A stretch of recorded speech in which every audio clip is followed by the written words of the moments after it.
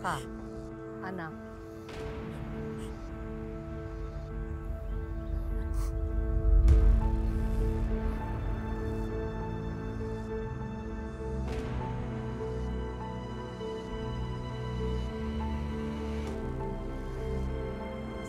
Sino po kayo? Ako si La Verdad. Ako ang katotohanan. Ang pananampalataya ang isa sa mahigpit na nagbubuklod sa isang pamilya at nagbibigay rin ng pag-asa at lakas ng loob na malagpasan ang anumang pagsubok. Pero paano kaya kung ang pananampalatayang ito ay unti-unting mawasak at magtulak sa isa sa inyo na pumanig sa isang baluktot at bulag na katotohanan? Tungkol dyan ang ating bagong 2-part episode dito sa Tadhana.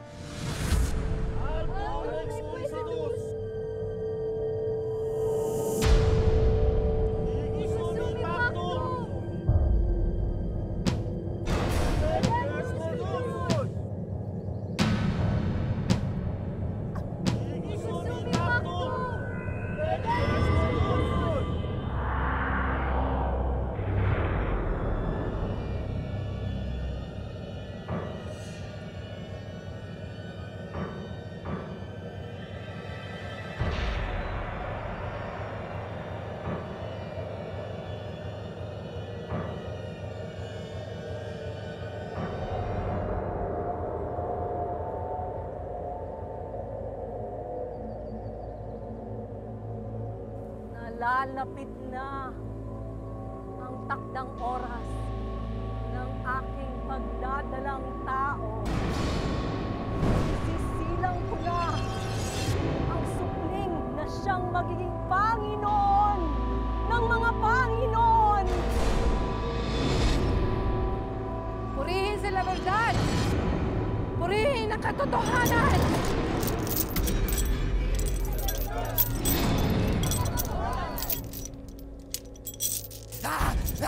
Mahali mo kayo!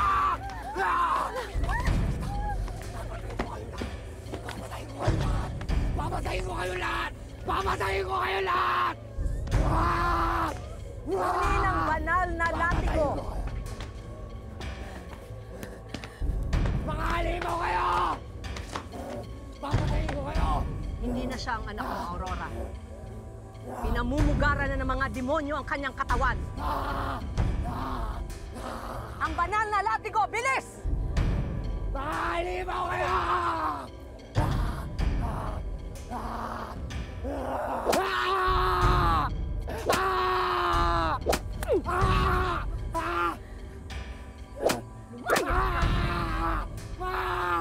Demonyo! Demonyo!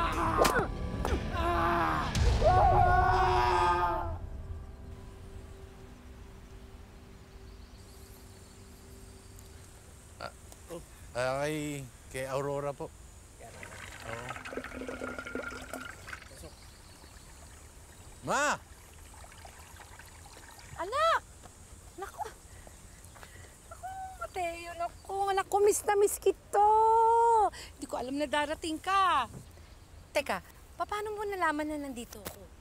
Kinausap po si Aling Nelia. Kwento niya na lahat sa akin. Grabe pala higpit dito ng mga gwardiya mo, parang gwardiya civil. Pag di ko pa sinabing Aurora Baltasar, hindi ako papapasukin. Ay, naku anak, talagang mahigpit dito. Pero kung may kaibigan ka na gustong dumalaw naman dito, pwede naman. Si Clara, padalawin mo dito. Sabihin mo lang ako.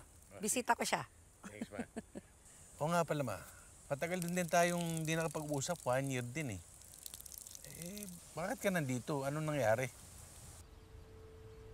Aurora! Pasa na naman na lang tubig. Eto na, sige na, susunod na ako. Sige, bilisan mo lang. Oo. Naku anak, mahabang kwento eh.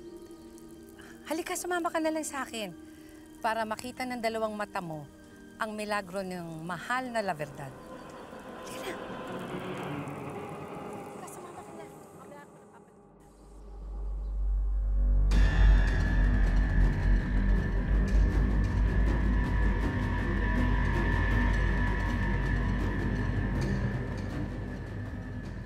Huwag kayong matakot, pagkat ang aking banal na dugo ang siyang magpapagaling sa inyong mga karamdaman.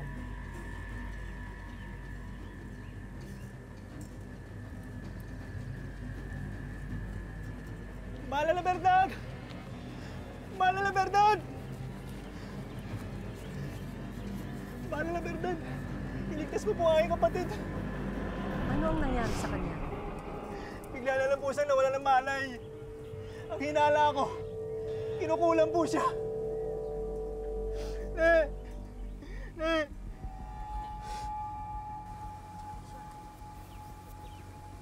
Wala na ang iyong kapatid. Ano to? Pero huwag kang mag-alala. Walang imposible sa kataas-taasan. Ang dugo ko ang siyang magliligtas sa kanya at magbabalik ng kanyang buhay.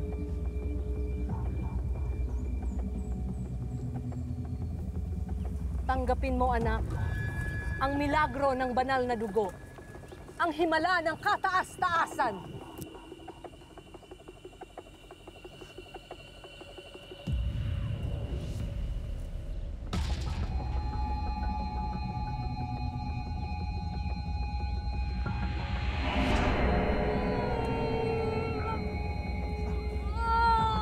Ne, nabuhay ka! Nabuhay ka, Ne! Salamat po. Sandali.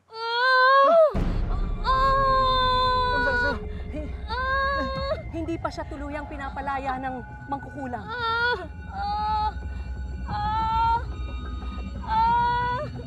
Kaya mo.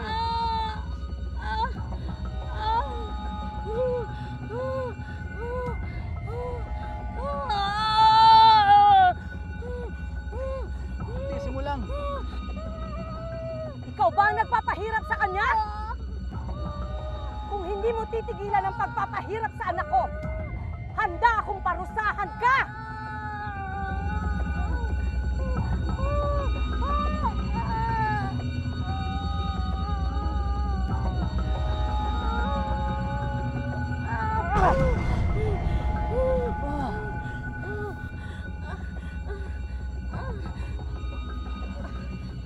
Malaya na siya.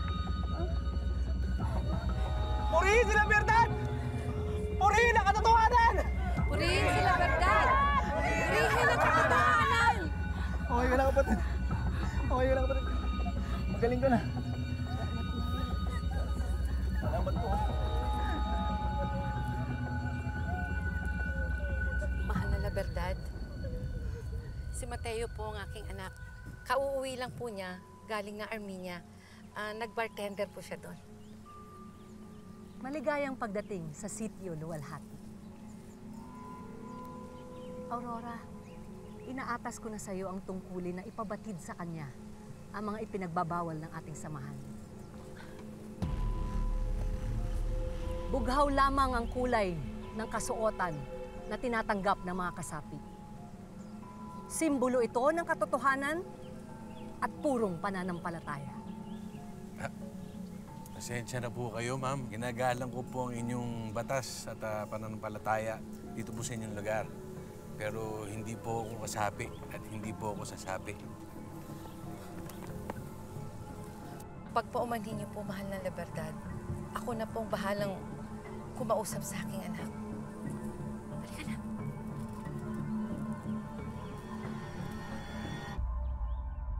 Wala ka pa rin pinagbago. Naku, pogi pa rin talaga ang panganay ko.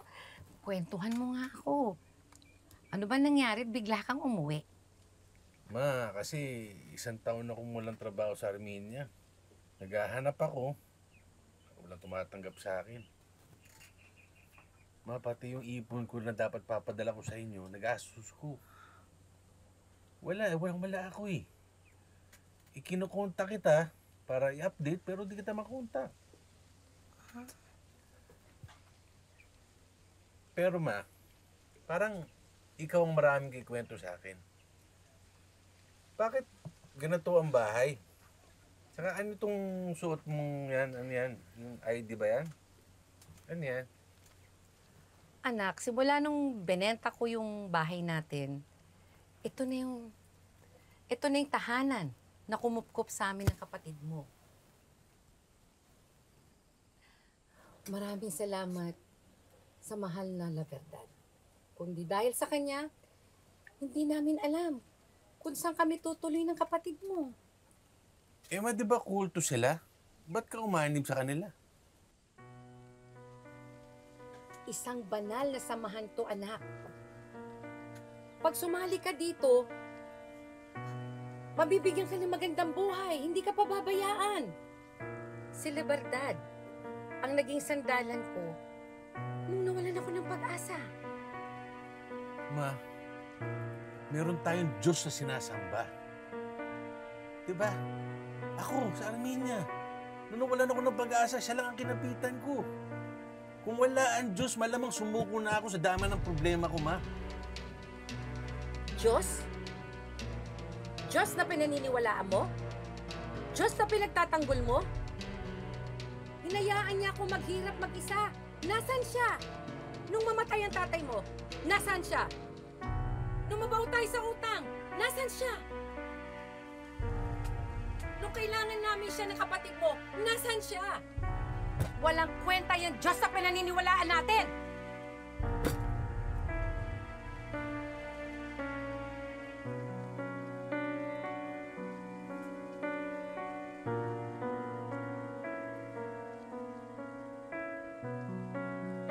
Hindi katulad ngayon. Lahat ng kailangan natin ay pinagkaloob ni La Verdad. Hindi niya ako pinabayaan. Dapat natin siyang pasalamatan. Dapat natin siyang purihin.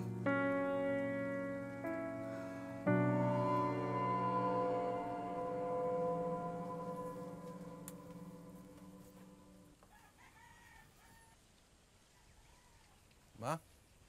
Si Ian.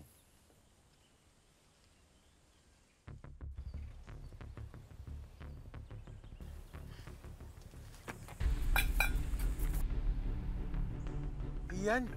Sino ka? Sasaktan niyo rin ba ako? Ma, bakit nakakulong si Ian? Ang dami niya sugat. Ano nangyari sa kanya? Ginagamot siya ni La Verdad. Ginagamot o sinasaktan? Tingnan mo yung itsura ng anak mo. Bakit mo sila pinayagan saktan si Ian? Hindi ka ba naawa sa anak mo? Mateo, kailangan mawala ang mga demonyo na sumanib sa katawan niya. Para gumaling na siya kaagad. Para makasama na natin siya. Ma, hindi demonyo ang sakit ni Ian, schizophrenia. Kaya rin ako nag-ibang bansa para ipagamot siya. Hindi yan sila verdad na makakagaling dyan, doktor. Ano ba? Hindi mo alam yung ginagawa mo, Mateo! Ano ba? Mas hindi mo alam ang ginagawa mo, ma. Tingnan mo yung anak mo.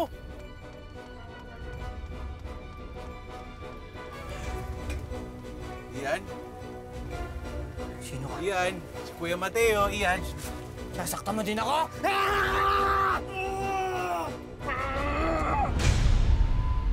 Anak, huwag na matigas ang ulo mo. Ma, darating si Clara bukas. Alam niyo naman na nurse yun. Mas marunong mang gamot yun.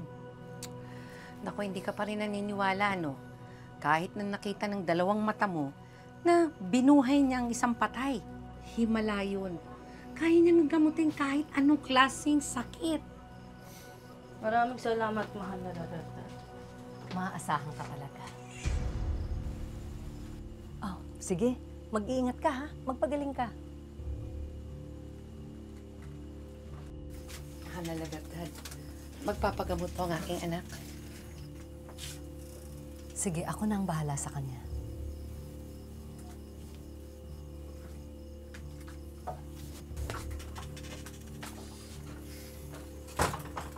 Inabisuhan ka na siguro ni Aurora. Hindi na ang kaluluwa ng kapatid mo ang nananahan sa kanyang katawan. 3 demonyo ang nagpapalitan ng paggamit sa kanyang katawan.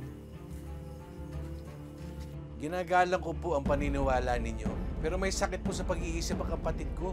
Hindi siya sinasaniban ng demonyo. Hindi ba mas demonyo Ang taong nananakit at nangkukulong ng taong may sakit.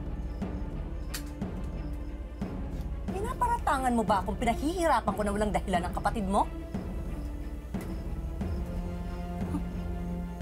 Kung sa bagay, binulag ka ng Diyos-Diyosan mong hangal. Pero hindi pa huli ang lahat. Sumapi ka sa aming samahan at ililigtas ka ng kataas-taasan. Hindi na ho. Ang Panginoon ko, hindi nang argabyado ng tao. Eh ikaw, yung Panginoon mo, ano? Lapastangan ka? Binabastos mo ba ang kataas-taasan? Ha? Ha? Binabastos mo?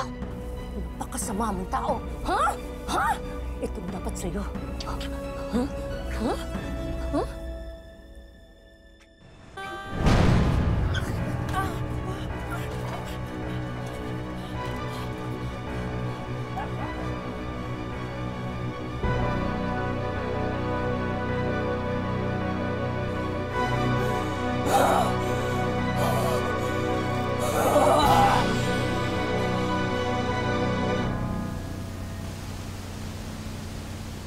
Mahal, dalhin na lang kaya natin sa Maynila si Ian. Kasi doon, di ba, malay mo natin gumaling pa siya. Pero dito kasi, hindi natin alam eh. Yan naman ang plano ko eh. Ito lang si Mama, masyadong saradong utak kay Laberdad. Feeling niya mababagalin ng Laberdad si Ian. Sakit ah.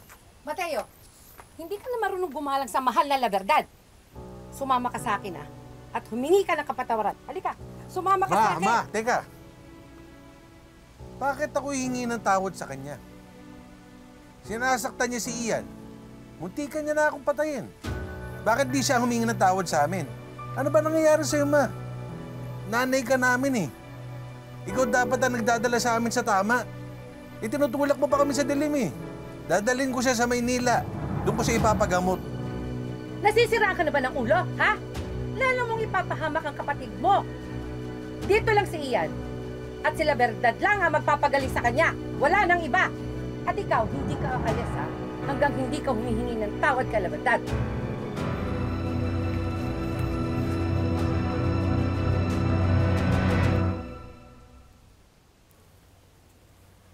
At ang aking banal na dugo ang magiging pananggalang sa anumang uri ng sakit. Inihalo ko ito sa banal na tubig at nilagyan ng orasyon. May kakayahan din itong magpalayas ng masamang espiritong nagtatangkang umagaw sa inyong katawan. Umaasa akong lahat ay makakainom nito. Araw-araw, 3 beses ito iinumin. Salamat po, Laberdad.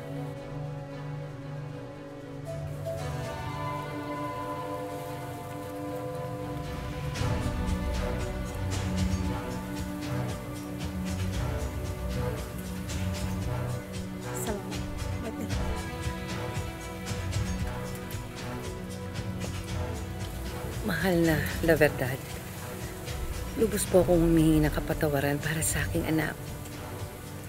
Alam mong palaging may puwang ang pagpapatawad sa akin. Ang walang puwang, ang kasamaan. Mas lalo mong kailangang hikayating umanib sa atin ang panganay mo. Kailangan din nating gawin ang ritual para sa bunso mo bago tuluyang angkinin ng demonyo ang kanyang katawan. Ipainom mo ito sa kanila.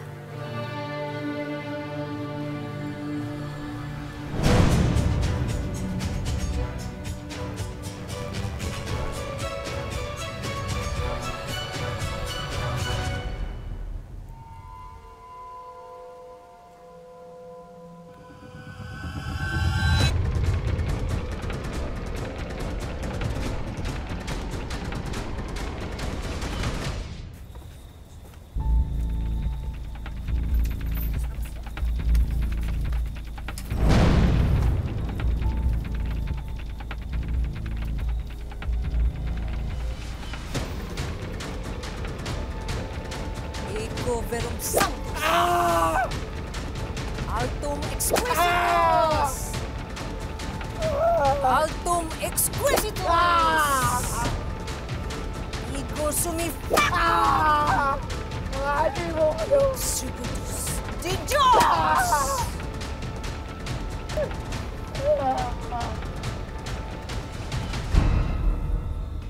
Mahali mo kayo! Ikaw mismo ang nagluwal sa kanya. Kaya ikaw may kakayahang tuluyang paalisin ang 3 demonyo na sumanib sa katawan ng bata na yan.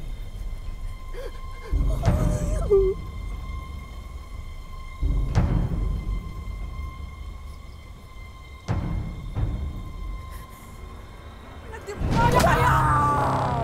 Umalis kayo dyan sa katawan ng anak ko! Palayain niyo siya! Patahimikin niyo ang anak ko! Palayain niyo! Palayain niyo! Palayain niyo! Mga demonyo kayo! Mga demonyo! Ano ba naman kayo? Ano ba kayo lahat?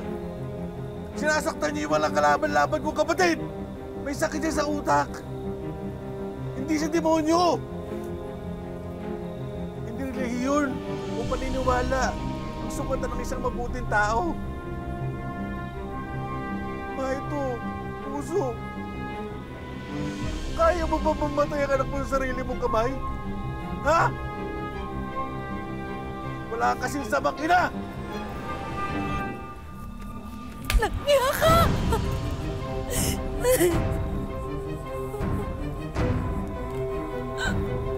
Kuya. Si Kuya. Si Kuya.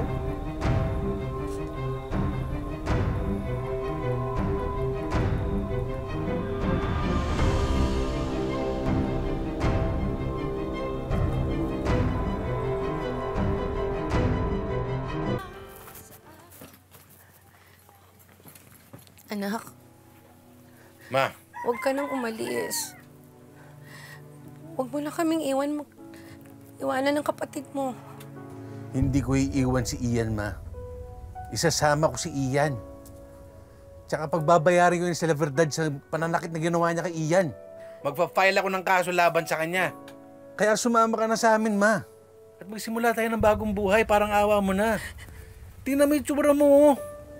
Ma, magbalik loob ka na sa Panginoon. Hindi pa huli ang lahat. Wala akong nararamdaman. Ma, kaya wala kayong maramdaman. Kasi wala kayong pananampalataya sa puso. Pamilya ka namin eh. Kailangan ka ng mga anak mo. Mama ka sa amin, Ma.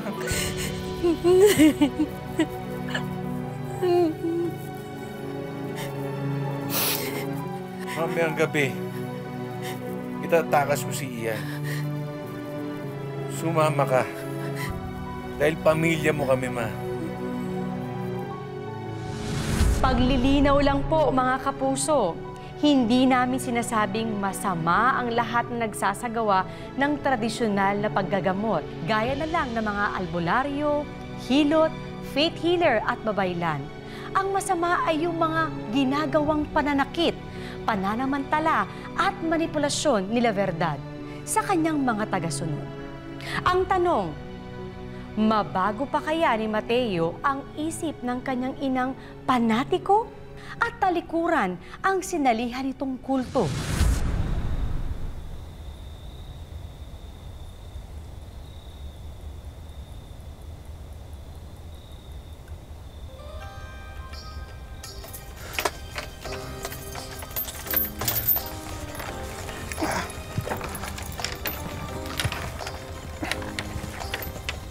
Ian, nandito na si Kuya. Itatakas na kita. Kaya mo yan.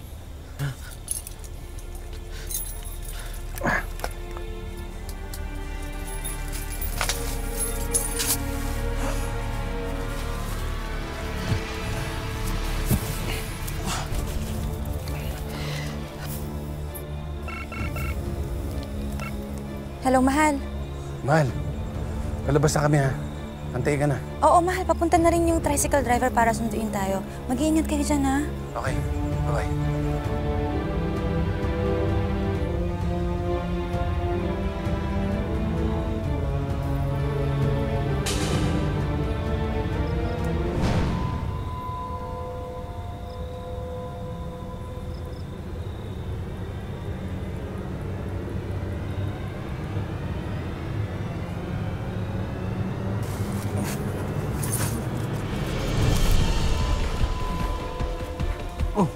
Ma, salamat naman na pinuntahan mo kami. Sabi ko na nga ba, halika naman umalis na tayo. Bilis! Ano to? Pinagkaluluwa mo sarili mo mga anak. Mahal ko kayong magkapatid. Ginagawa ko lang to para sa ikabubuti niyo. Iyan, halika na. Takbo! Takbo! Kaya mo yan. Ano to? Pinagkaluluwa mo sarili mo mga anak. Mahal ko kayong magkapatid. Ginagawa ko lang to para sa ikabubuti niyo. Iyan, halika na. Takbo! Takbo! Kaya mo yan.